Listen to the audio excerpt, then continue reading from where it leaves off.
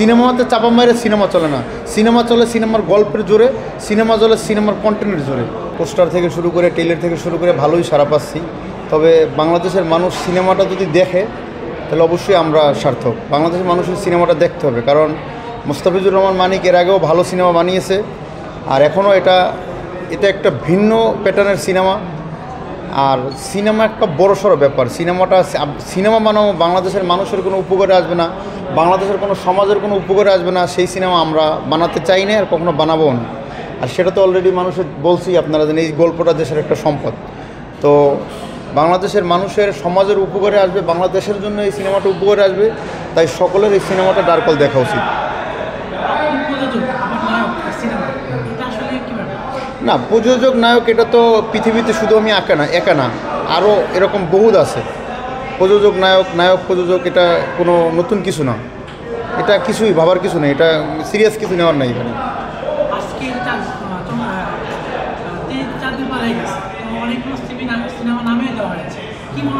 না, সিনেমার ভিতরে বহুত বড় ধরনের পলিটিক্স আছে, সেটা আমি নতুন মানুষ, এখন আমি বুঝতে পারবো না, আস্তে আস্তে বুঝতে শিখেছি। তো সিনেমার সাথে আছি, সিনেমার সাথেই থাকতে চাই। আর দর্শক সারিতে দেখছেন একদম হাউসফুল, যমুনা ব্লকবাস্টার একদম হাউসফুল। তো সিনেমা যদি ভালো হয়, দর্শক যদি সিনেমা দেখে তো অবশ্যই। আর স্টার সিনেমা শুধু আমার সিনেমাটাই নামায় নেয়, আরও অনেক বড় বড় সুপারস্টারও সিনেমা নামাইছে, আমি তো একবারই নতুন। তো তারা আশা করি তাদের সাথে কথা হয়েছে, অবশ্যই তারা আবার ইনশাল্লাহ সানডে মানডে আবার উঠাবে সিনেমা।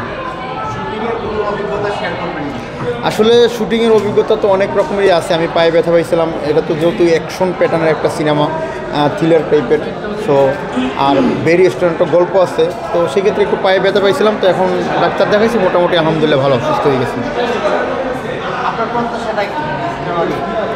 আমার প্রত্যাশা বাংলাদেশের মানুষ ডার্কল সিনেমাটা দেখুক।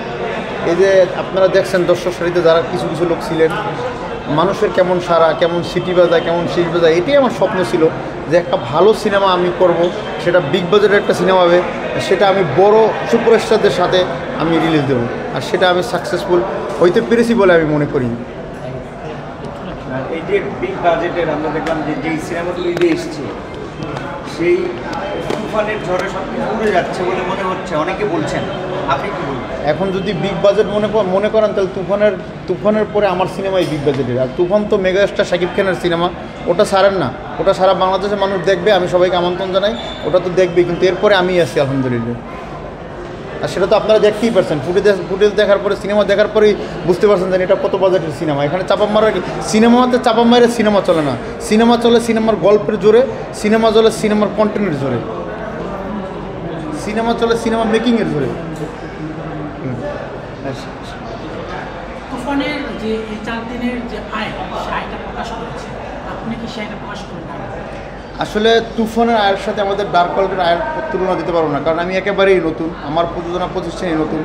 সো আমার স্বপ্ন আমি ভালো সিনেমা মানুষকে উপহার দেবো, ভালো একটা গল্পের সিনেমা নেব, যেই গল্প দিয়ে, যেই সিনেমা দিয়ে বাংলাদেশের সমাজের কাজে আসবে, যেই সিনেমা দিয়ে বাংলাদেশের মানুষের কাজে আসবে, যেই সিনেমা বলবো হ্যাঁ এটা বাংলাদেশের মানুষের সিনেমা, এটা ডার্কল সিনেমা।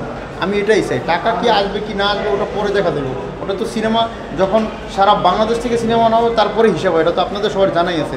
তখন দেখা যাবে যে OTT rate, satellite rate, TV rate সব বিক্রি করার পরেই দেখা যাবে যে আমি কত লগ্নি করছি আর কত আমার আসছে।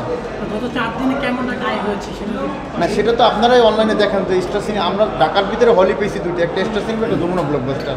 তো দুইটা তো আমার সিনেমা তো 2 নম্বর অবস্থানেই অবস্থান করছে। তো আপনারা অনলাইনের মাধ্যমে দেখছেন, তুফানের পর আমার সিনেমাই আছে।